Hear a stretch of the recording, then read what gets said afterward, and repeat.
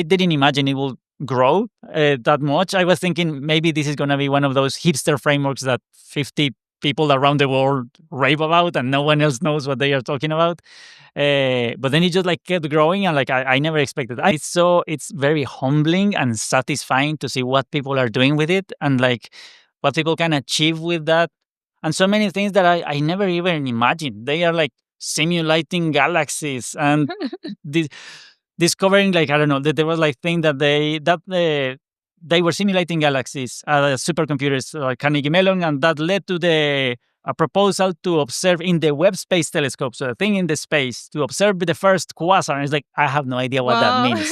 It sounds very cool, but I have no idea what that means. In FastAPI, I don't really do much sophisticated stuff to make things faster. It's just that FastAPI uses very high performance, low level stuff underneath, using the great building blocks that are already there, that are built by great people, and just like figuring out how to combine those things together to take advantage of like all the things, all the powerful things that are already there.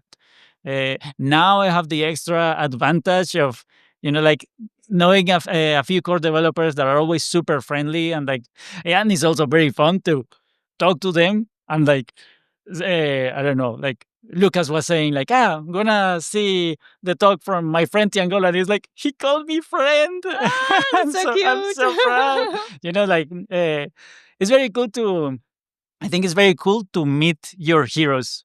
If you don't go to the university, I didn't go, and I will like to say I'm fine, I guess. And it just keeps happening. Like, I keep seeing like new job, like when I had like 3.5 years of having built FastAPI, they were requesting 5 years of experience with FastAPI. Like,